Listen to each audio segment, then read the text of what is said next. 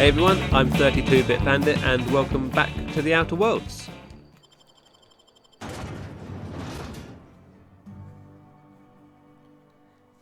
So we're going to go and find the secret stash, which has the book that we need to get for the vicar.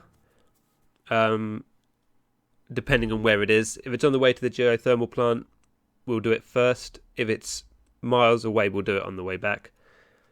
Then we need to go and have a chat with Adelaide.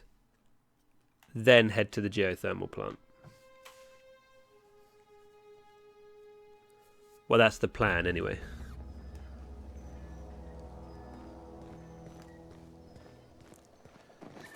So the book's there. So that's pretty close. We'll definitely do that first.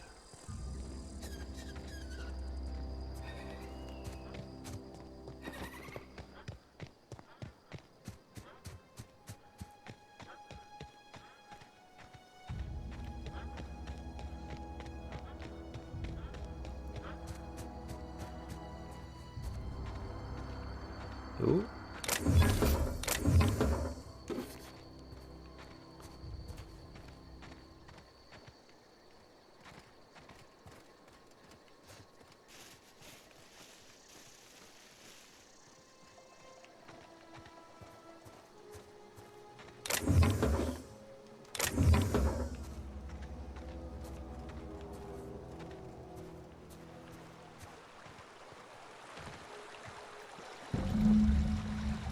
Okay.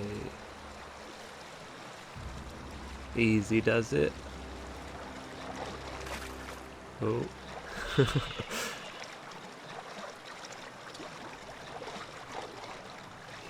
You just know there's going to be something there.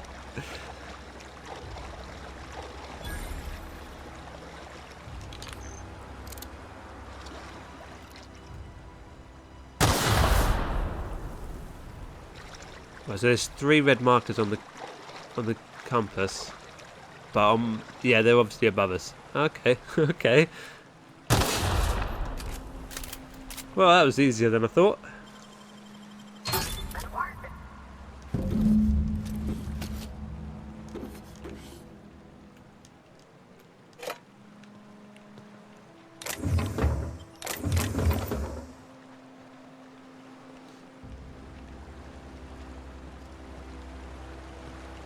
Oh.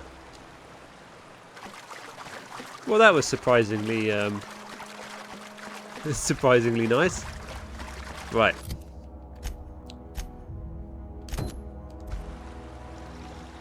Now let's go get Adelaide.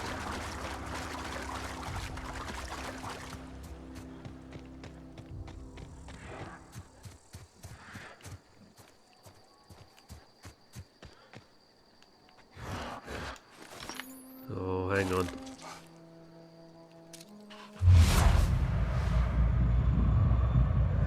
Level 8. We'll kill you on the way back, maybe. Ooh. Oh. Getting completely owned by a stall. Oh, he's massive.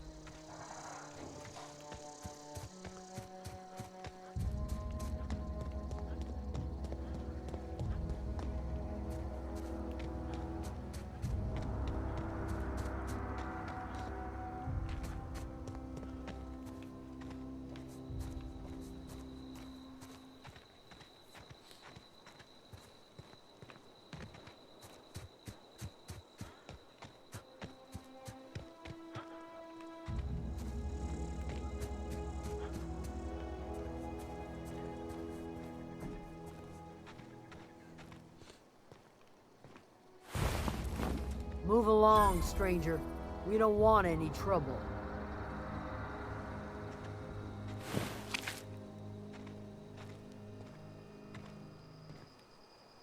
I don't know you. Whatever you're looking for, it ain't here. Move along. I'm looking for Adelaide. I need some answers. Answers, huh?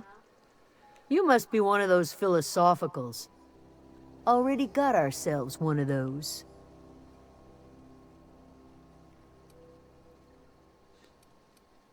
Reed said something about former workers living out in the wilderness.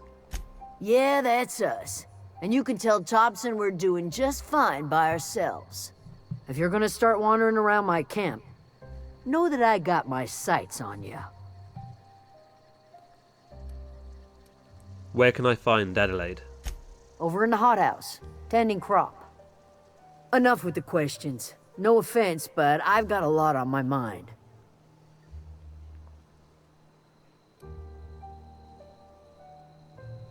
Trouble with marauders? You don't know what enough with the questions means? No, I'm sorry. That was unworthy of me. Lady named Zoe went missing some nights ago. Just up and vanished without a trace.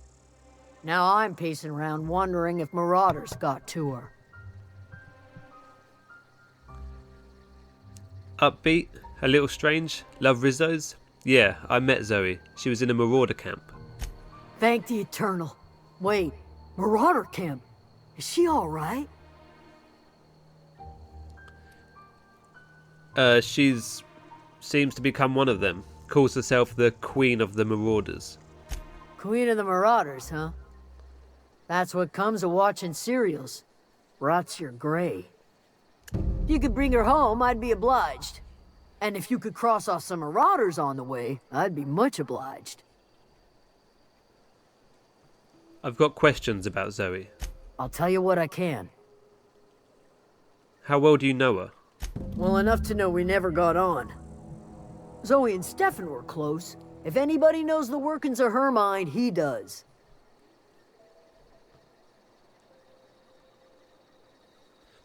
You seem so personable. Can't imagine how you didn't get on with her. She was lazy and thoughtless, but she's still one of our own. What is it? That's it.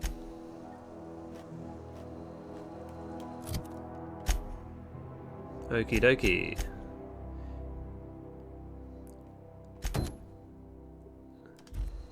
Oh, we'll definitely do it. We'll go have a chat with Adelaide first. And see if we can find Stefan while we're here as well.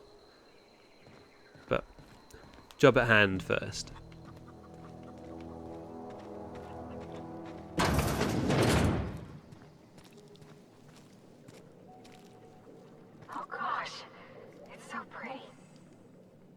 If you're hungry, there's meat turning on the spit outside. If you're bearing illness, find a place to lay your head down and I'll fetch you a poultice. Whatever your troubles with Edgewater, leave them at the gates and be welcomed here. Any questions, dear? You must be Adelaide. I have been called that, among other things. Green Thumb, grandmother, the strange old lady who keeps flowers. But yes, Adelaide will do just fine. Excuse me, Miss McDevitt? Sorry, it's just... You got such pretty trees in here. Why, thank you. You're Robert's girl, aren't you? I remember when you were but a sprout. Thomas speaks of you often. Are you staying long? You should try some of my tobaccorn tea. I brew it in an old spittoon, but it's been cleaned. Is this your greenhouse? No, dear. The garden belongs to us all. Life is the gift of the universe, and the universe yields its bounty equally, absent of prejudice.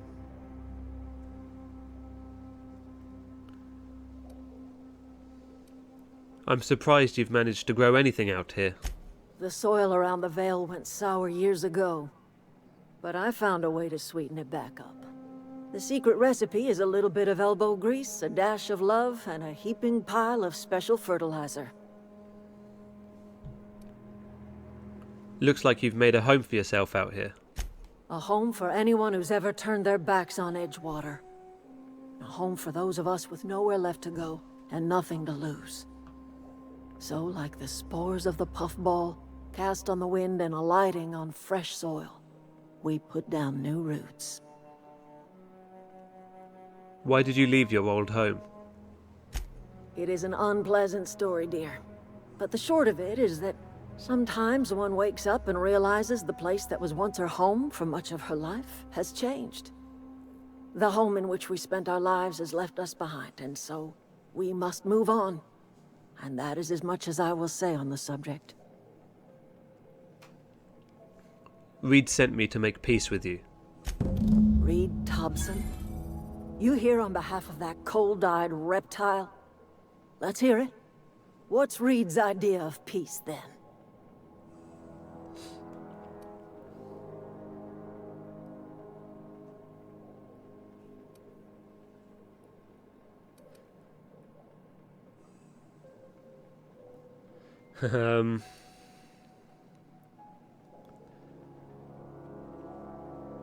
Reed asks you to consider coming back to town. You're living off the power that belongs to them. Come back to the cannery. That's about it.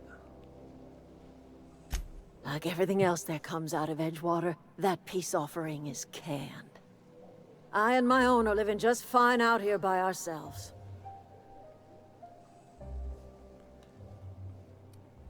Reed asked me to divert your power over to him. He mentioned a geothermal plant. He would do such a thing. The question is, why would you agree to his plans?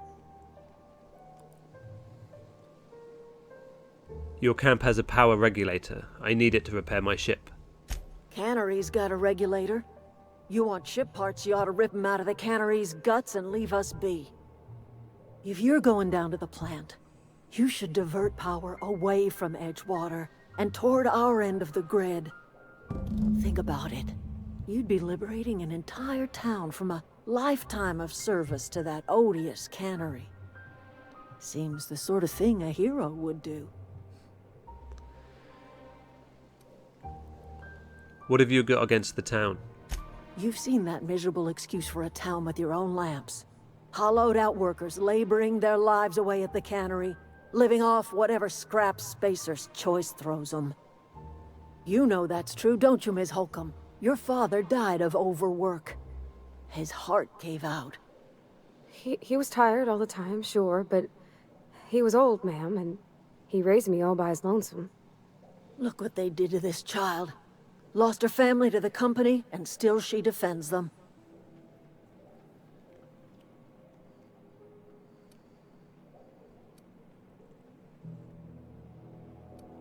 Let's say I do help you. What happens to Edgewater?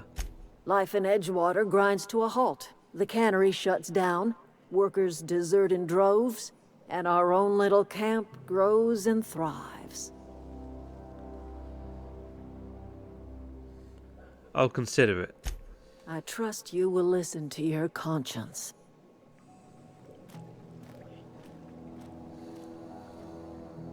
Where are we headed?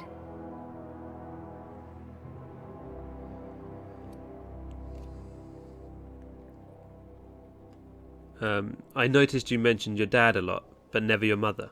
That's on account of how I never met her. I'm sorry. It's hard to miss what you never knew. I don't ponder it over much. She was in another division of the Spacer's Choice family. She worked in the Vale a few months, sorting the cannery computers.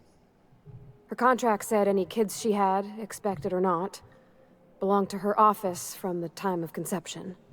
So when I was born, I got sent here.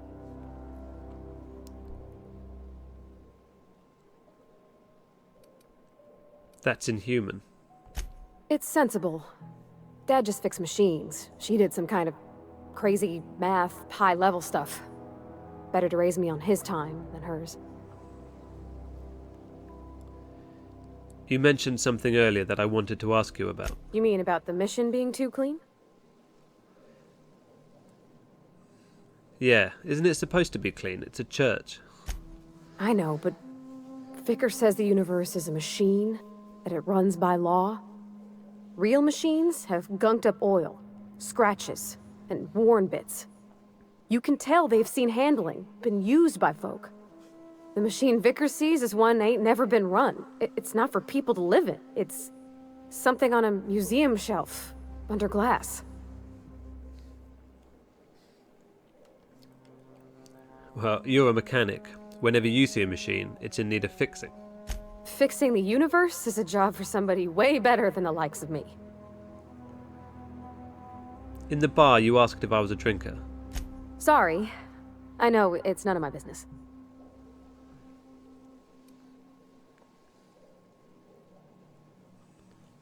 I'm going to guess you're not a drinker yourself. Strong drink makes me sick. And it makes me real sad. I start thinking about things I oughtn't, and then...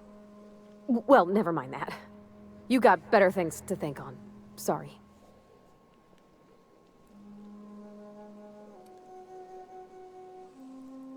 If you want to talk about it, I'm happy to listen.